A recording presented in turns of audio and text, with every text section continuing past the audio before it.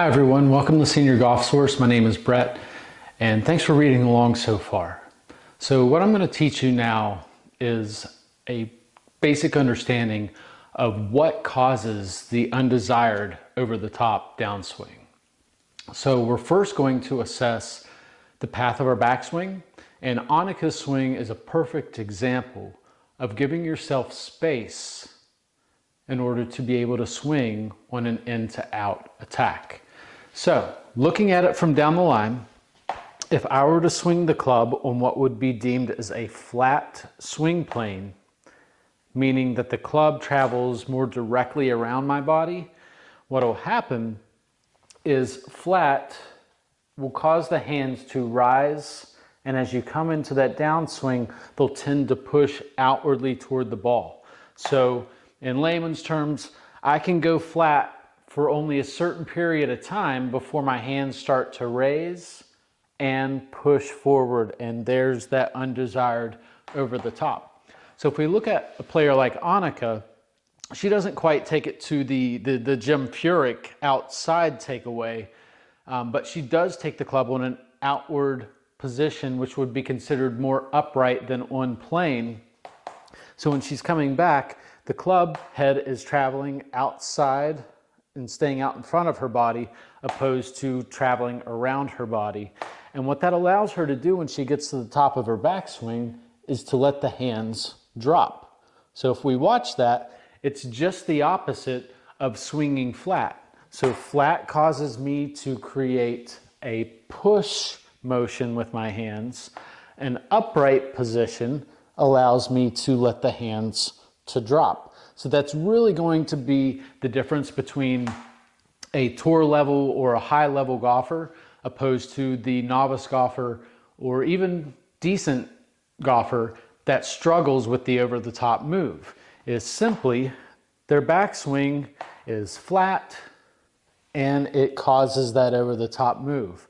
So a nice little drill that I like to work with my students that struggle with this motion is to take the club away on what feels a very straight and outward approach, keeping that club head out in front of your body as long as you can on that takeaway. That way, when we get to the top, we have the ability to let the hands drop. So as I'm dropping and coming into impact, you can see how that shallows me out and allows me to attack the ball from the inside. So I hope you find this helpful, and thanks again.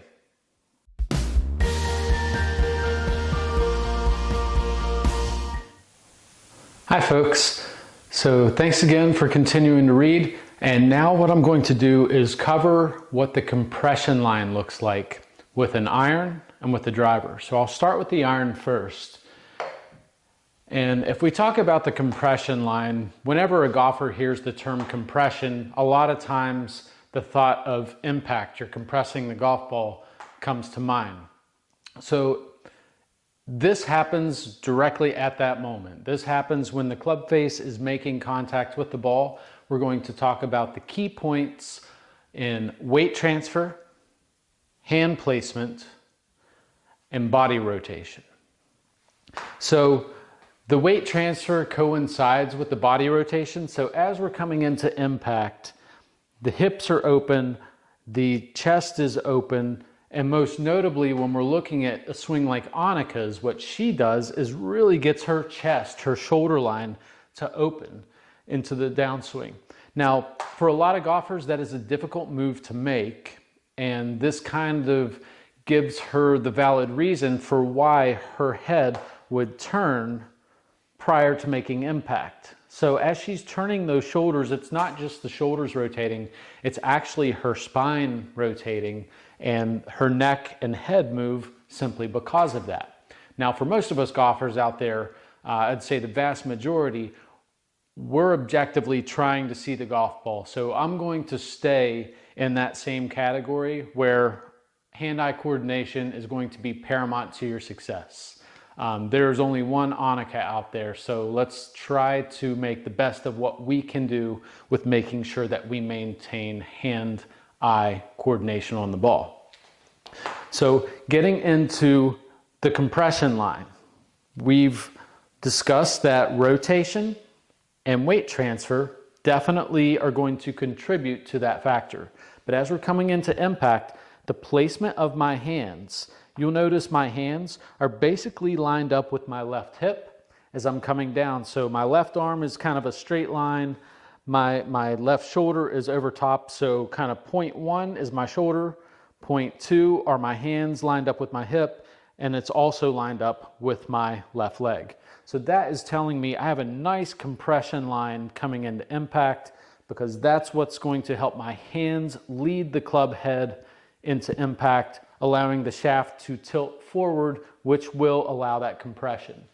Now, when we talk about a driver, it's been proven that on tour, the most accurate drivers of the ball tend to strike the ball more on a level to upward range of motion. There's a couple guys on the PGA Tour that swing down, but if we're talking about slower swing speeds, if we're talking about LPGA Tour players, it's definitely that level strike to up strike for the big hitters out there. So when we're talking about compression line with the driver, you'll notice on Annika, the lines are still there, but the one big difference you're gonna notice, her hands and your hand should be in that same position that I spoke of, but the shaft itself should look relatively vertical to the horizon. And in some cases, if you're really catching it on that upswing, it actually slightly tilts backwards. One quick tip on that.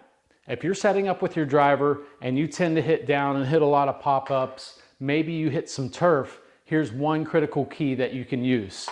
When you set up, I want you to set up in a manner that allows the butt end of the club to point to the inner portion of your lead leg in a manner that actually makes the shaft look like it's kind of tilting backwards. And that's just going to help prime us to be able to hit that compression line with the driver. Now the big difference that you'll see up top is with the driver, I have a slight tilt back. So that left shoulder being lined up with the left side of my body isn't necessary like it is with the iron here. If we're coming into impact, the compression line with the driver is truly going to be the rotation, hand placement, and the shaft position. So I hope you find this helpful. Please like and comment for more. I'll see you guys soon.